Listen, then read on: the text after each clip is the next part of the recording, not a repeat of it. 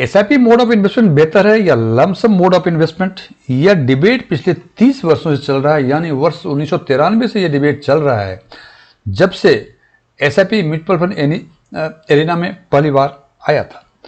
Mostly advisors, investors SIP mode of investment को prefer करते हैं, लेकिन कुछ ऐसे भी एडवाइजर्स और इन्वेस्टर्स हैं जो लमसम मोड ऑफ इन्वेस्टमेंट को प्रेफर करते हैं। जो इन्वेस्टर्स या advisor SIP mode of investment को प्रेफर करते हैं, उनका कहना है कि over the period of time units जो हैं लोअर रेट पे भी परचेज की जाती है और हायर रेट पे परचेज किया जाता है, जिससे कि यूनिट का कॉस्ट एवरेजिंग हो जाता है, जिससे वो हायर रिटर्न देते हैं। लेकिन लमसम इन्वेस्टमेंट वालों का कहना है कि एसआईपी में यदि नीचे वाले रेट पे यूनिट्स परचेज की जाती हैं तो हायर रेट पे भी परचेज की जाती है, इसलिए एसआईपी बेहतर नहीं है, लमसम बेहतर है। हालांकि दोनों ही आर्गुमेंट्स करेक्ट हैं।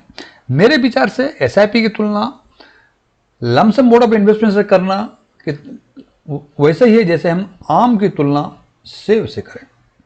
आज की एनालिसिस में हम बात करेंगे एसआईपी और लमसम मोड ऑफ इन्वेस्टमेंट के डिबेट को एड्रेस करने की, और हम देखेंगे कि किन परिस्थितियों में लमसम मोड ऑफ इन्वेस्टमेंट बेहतर है और किन परिस्थितियों में एसआईपी मोड ऑफ इन्वेस्टमेंट बेहतर है।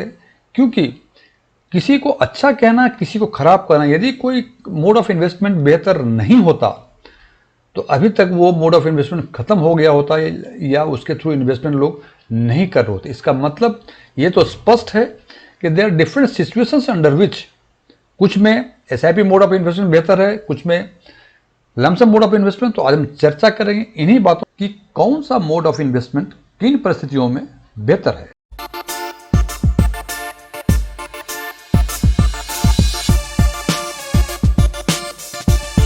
यदि मेरा ये वीडियो आपको पसंद आए, इसे लाइक करें, अपने फ्रेंड्स के साथ शेयर करें। कुछ चीज़ें अच्छी लगी हो कमेंट करके बताएं, कुछ चीज़ें अच्छी नहीं लगी हो इसके बारे में ज़रूर बताएं।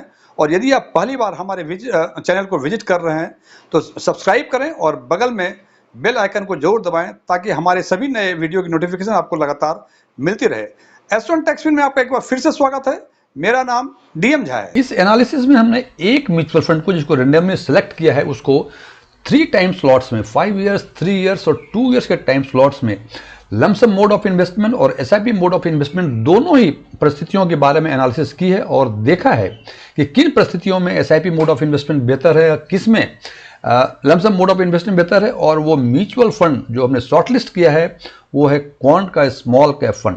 इस पर आगे चर्चा करने के पहले मैं बता दूं कि मैं कोई म्यूचुअल फंड एडवाइजर नहीं हूं, न ही मैं कोई एएमसी या म्यूचुअल फंड को प्रमोट करता हूं। जस्ट रेंडमली सेलेक्टेड ये स्कीम्स है क्वांट स्मॉल कैप फंड, तो इसको हमारा रिकमेंडेशन न समझें। तो सबसे पहले हम देखते हैं 5 इयर्स के टाइम स्लॉट में।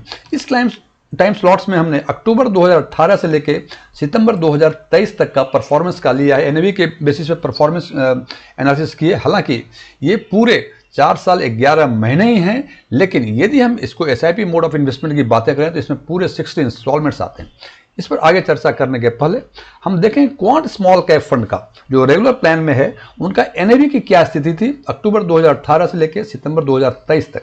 तो हम देखते हैं कि अक्टूबर 2018 में ये इनकी एनएवी 50.4809 थी और सितंबर 2023 में ये 183.407 थी। और इस बीच कई बार ये अधिक हुए एनएवी, कई बार कम हुए। फॉर एग्जांपल ये 49 रुपये हो गए मार्च 2019 में, फिर 47 रुपये हो गए मई 2019 में, फिर 45 हुए, फिर 39 हुए, 30 हुए, 41 हुए, 35 हुए, फिर ये बढ़ गए, फिर कम हुए, 143 हुए, 47 हुए, 133 थे, फिर 128 हो गए। और इस तरह से हम देखते हैं कि पूरे 4 साल 11 महीने में एनएवी का उतार चढ़ाव काफ़ी अधिक रहा। और यदि इस उतार चढ़ाव की बातें करें तो हम देखते हैं कि ये सारे जो येलो वाले स्लॉट्स हैं, ये स्लॉट्स ये बताते हैं कि अपने प्रीसीडिंग एनएवी से वो कम हुए, फिर रिकवर कब हुए, उसके हिसाब से हम देखते हैं कि 52 से 49 हो गए, फिर 51 से 47 हो गए, 46 हो गए, 45 हो गए, 39, 37 एंड सो ऑन।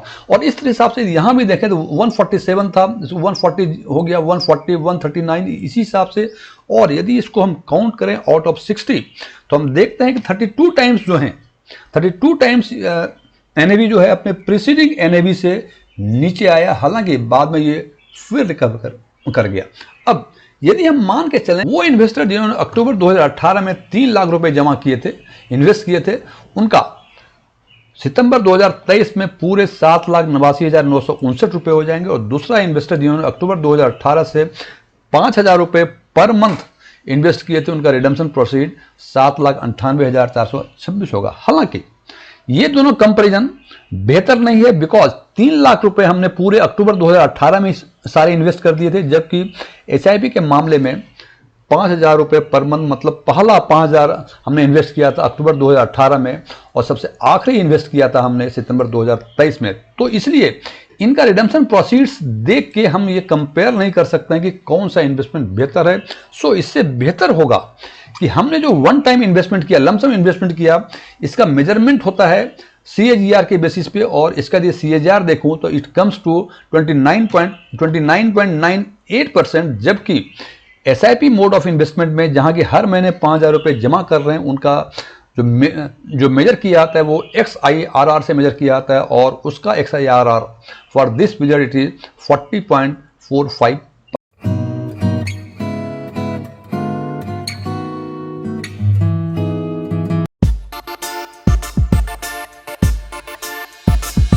अब बात करते हैं दूसरे सिचुएशन की, जबकि ये 3 साल का टाइम स्लॉट था। इसका मतलब अक्टूबर 2018 के बदले हमने इन्वेस्ट किया अक्टूबर 2020 में, और उसका रिडम्पशन सितंबर 2023 में लिया। और इसमें यदि इस 3 साल के पीरियड में यदि हम देखते हैं कि प्रीसीडिंग एनएवी से कितने बार फ्लक्चुएट हुए, डाउन हुए एनएवी, तो इसमें फिर देखते हैं कि हमने शुरू किया था 60.1028 से, जो बढ़ के हो गया 183.40%, और इस बीच कई बार 60 के बाद ये 71, 81, 85, 129, 159, 129 के बाद 120 हो गए, फिर 133 के बाद 128 हो गए। और इस हिसाब से हम देखते हैं कि इस 36 महीनों में भी, 36 इंस्टॉलमेंट्स में भी कई बार एनएवी कम या अधिक हुए। और यदि इसकी कैलकुलेशन यदि करें तो ये हम देखते हैं कि पूरे 12 बार 36 इंस्टॉलमेंट में से 12 टाइम्स ऐसे आए जिसमें कि एनएवी अपने प्रीसीडिंग एनएवी से कम हो गया था। फॉर एग्जांपल हमने यहाँ 129 लिया था, 129 के बाद 120 हो गए, 128 हो गए, फिर यहाँ 133 जब आया फिर 128 हो गए, 137 के बाद फिर 133 हो गए, 131 के बाद 121, 114, 125, और इसी हिसाब से 147 के बाद 140, 140, 139 एंड सो ऑन। और यदि हम ये मान के चलें कि अक्टूबर 2020 में किसी ने 1,80,000 वन टाइम इन्वेस्टमेंट या लमसम इन्वेस्टमेंट किया था, और किसी ने 5,000 रुपए per month for 36 month invest किया था, दोनों में कंपेयर करते हैं तो हम देखते हैं कि इसकी परिस्थिति में क्या होती। तो हम देखते हैं कि जिसने 1,80,000 पूरे 3 साल पहले इन्वेस्ट किए थे, उनका मैच्योरिटी प्रोसीड 1 सितंबर 2023 को 5,49,280 रुपए होते। वहीं जिसने 5,000 रुपए पर मंथ 36 मंथ के लिए इन्वेस्ट किए थे, इन्होंने भी 1,80,000 ही इन्वेस्ट किए। इनका मैच्योरिटी प्रोसीड जो है 291.958% है। लेकिन जैसे मैं कहता हूं कि इस रिडेम्पशन प्रोसीड से हम कंपेयर नहीं कर सकते किसका परफॉर्मेंस बेहतर है। इसका कंपैरिजन का जो तरीका है कि जो लमसम इन्वेस्टमेंट CAGR के बेसिस पे और SIP mode of investment XIRR के बेसिस पे, तो हम देखते हैं कि CAGR जो यहाँ था 46.57% था और XIRR 34.22% था।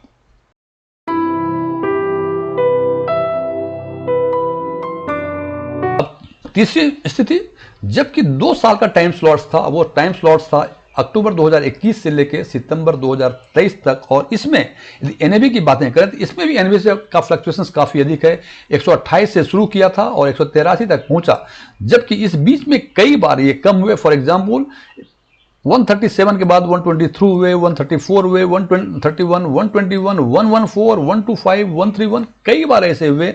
और यदि हम टोटल ये काउंट करते हैं कि 24 इंस्टॉलमेंट में से कितनी बार NAV on the date of SIP, हमने ये मान के चला है कि first day of the month को इन्वेस्ट करना था, एसआईपी का डेट था। और उस हिसाब से हम देखते हैं कि पूरे 24 महीने में 10 टाइम्स ऐसे थे जबकि एनएवी अपने प्रीसीडिंग एनएवी से कम हो गई थी। और फिर अगेन यदि बातें करें, अक्टूबर 2021 में एक इन्वेस्टर ने 1,20,000 रुपए इन्वेस्ट किए और दूसरे ने उसी दिन से first day of the month के हिसाब से SIP 5,000 रुपए पर मंथ इन्वेस्ट किया। तो दोनों ही सिचुएशन परिस्थितियां क्या होती, तो हम देखते हैं कि जिसने वन टाइम इन्वेस्टमेंट किया 1,20,000, उनका 1,71,230 रुपये आफ्टर 2 ईयर्स हो गया। और जिसने 5,000 रुपये पर मंथ SIP किया था, मंथली इंस्टॉलमेंट थे, इन्होंने भी 24 मंथ्स में 1,20,000 ही जमा किए, लेकिन इनका प्रोसीड 159,638 मीन्स 1,59,638 रुपये हो गए। और CAGR XIRR की यदि बातें करें तो हम देखते हैं कि XIRR इज 20.37% और XIRR 30.33%।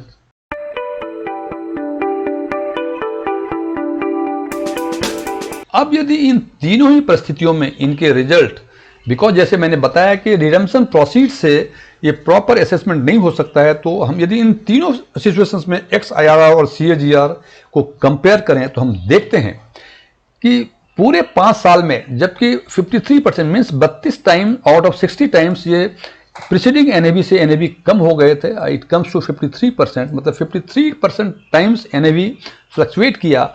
और उस पोजीशन में CAGR जो बन रहा था क्वांट स्मॉल कैप फंड का 29.98% था, जबकि XIRR 40.45% था। वहीं दूसरी स्थिति में जबकि 3 साल में out of 36 months 36 NAV 12 NAV अपने प्रीसीडिंग NAV से कम हो गया था और इट कम्स टू 33%। और CAGR इस केस में 46.57% और XIRR 34.22% है। और तीसरी सिचुएशन थी जब 2 साल की थी, तो जो प्रीसीडिंग NAV से NAV कम हुई थी वो 42% थी। CAGR इस केस में 20.37% और XIRR 30.33% है। और इससे यदि हम देखते हैं कि जिसमें 53% NAV फ्लक्चुएट हुआ था उसमें CAGR का परफॉर्मेंस खराब था और XIRR का परफॉर्मेंस बेहतर था। देखें 29.98% CAGR था, जबकि SIP मोड ऑफ इन्वेस्टमेंट 40.45% था। लेकिन जहां 33% वोलाटाइल मार्केट था, मीन्स NAV अपने प्रीसीडिंग NAV से कम हुआ था, वहां XIRR का परफॉर्मेंस खराब है, जबकि CAGR का परफॉर्मेंस यानी लमसम का परफॉर्मेंस बेहतर है। और फिर जहां 42% फ्लक्चुएशंस थे वहां अगेन CAGR का परफॉर्मेंस खराब, मीन्स लमसम का इन्वेस्टमेंट का परफॉर्मेंस खराब in comparison to SIP mode of investment. इन तीनों के एक साथ देखने से हमें 2 बात समझ में आती है। पहला, मार्केट यदि अधिक वोलाटाइल हो तो SIP mode of investment is better. यहां देखते हैं कि 53% NAV यहां कम हुआ था, 42% यहां कम हुआ था। इन दोनों ही केस में XIRR मीन्स SIP का परफॉर्मेंस बेहतर था। और यदि ये वोलाटाइल कम हो तो CAGR अच्छा परफॉर्म देखता है, इसका मतलब लमसम मोड ऑफ इन्वेस्टमेंट का परफॉर्मेंस बेहतर होता है। अब हालांकि इसमें एक चीज और भी है जो हम अगले वीडियो में बताऊंगा कि ये हमने लिया हुआ है कि प्रीसीडिंग NAV से कम हुआ। मान लीजिए कल का NAV 100 रुपए थे और एक परिस्थिति में 99 रुपए आज हो गए, तो वो भी इसमें काउंट हुआ। और दूसरी परिस्थिति में 100 से वो 90 हो गए। सो ये कितना वोलाटाइल था, कितना कम हुआ, इस पर भी ये डिपेंड करता है कि लमसम इन्वेस्टमेंट या SIP इन्वेस्टमेंट कौन सा इन्वेस्टमेंट बेहतर हो, तो इसको भी ध्यान में रखा जाना चाहिए। लेकिन इन नटसेल हम कह सकते हैं जहां मार्केट अधिक वोलाटाइल वहां XIRR का SIP मोड ऑफ इन्वेस्टमेंट का बेटर, जहां कम वोलाटाइल वहां लमसम इन्वेस्टमेंट बेहतर, और जो मार्केट फ्लैट हो वहां दोनों का बराबर परफॉर्मेंस होगा। There is no issue at all. अब एक दूसरा सवाल और इन्वेस्टर्स के मन में आ सकती है, वो ये है कि लमसम तो हम तब करते हैं जब हमारे पास एक मुश्त पैसा हो। यदि एक मुश्त पैसा हो तो क्या उसको भी SIP मोड ऑफ इन्वेस्टमेंट में डालूं? फ्रेंड्स, इसका एक तरीका है। SIP मोड ऑफ इन्वेस्टमेंट में यदि आप नहीं डालना चाहते हैं तो बेहतर है SIP के बदले STP यानी सिस्टमेटिक ट्रांसफर प्लान मोड को अपनाएं और टारगेट फंड में, जिस फंड में SIP करना चाहते हैं उसको टारगेट फंड में उस पैसे को जितना SIP का इंस्टॉलमेंट चाहते हैं उतना इंस्टॉलमेंट के लिए STP में मैंडेट देते हैं। वो अपने आप ही वो अमाउंट को टारगेट अमाउंट में मंथली, क्वार्टरली या जो भी फ्रीक्वेंसी आपने चूज किया है उस फ्रीक्वेंसी से वहां पहुंचेगा और SIP का जो एडवांटेज है वो STP में भी मिलेगा। Thank you.